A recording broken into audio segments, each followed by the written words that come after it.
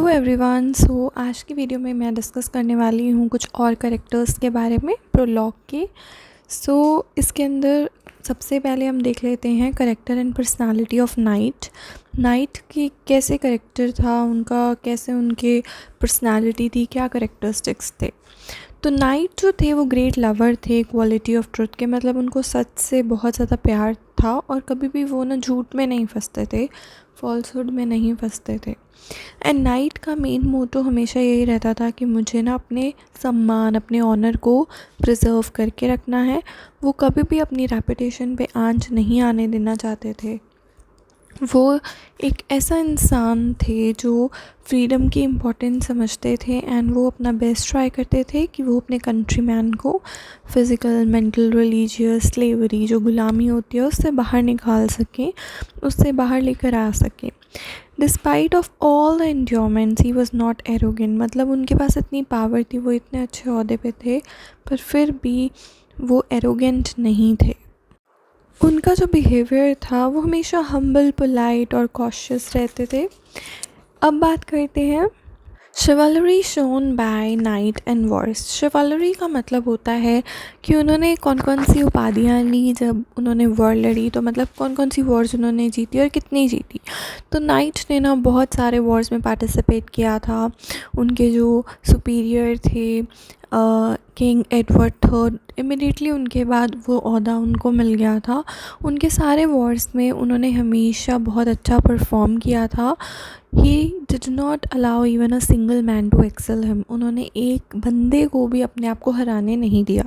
He had fought both in the lands, उन्होंने जो Christians जिन land पे राज करते थे उन लैंड्स पे भी लड़ाई लड़ी एंड उन्होंने फार ऑफ लैंड्स पे भी लड़ाई करी। जो नॉन बिलीवर्स थे क्रिश्चियनिटी के, उन लोगों के लैंड पे भी जो वॉर हुई उसमें भी उन्होंने हिस्सा लिया। एंड जैसे कि मुस्लिम्स हो गए, Moors etcetera. He was undoubtedly a worthy man, वो बहुत ही वर्दी मैन थे and possessing all the virtues of a true light. उनमें सारे वर्च्यूज़ थे ट्रू लाइट के एंड हमेशा वो अपनी एक्सेलेंस के लिए सम्मानित किए जाते थे, ऑनर्ड किए जाते थे। चौसर डिस्क्राइब द लैंड ऑनर। चौसर ने ना वहाँ के लैंड ऑनर को भी डिस्क्राइब किया है।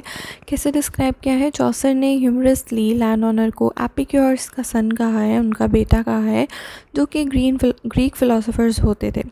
फॉर हिम, उनके लिए ना हर एक इंसान जो है should try to derive as much pleasure from life as possible. जितना प्लेजर, जितनी खुशी आप अपनी ज़िंदगी से पा सकते हो उतना पा लो। उनके अकॉर्डिंग उनका मानना ये है। उनका ना बहुत बड़ा लैंड ऑनर्स का बहुत बड़ा हाउस हुआ करता था which was situated in the rural areas of England and he was really hospitable man थे जो लैंड ऑनर थे।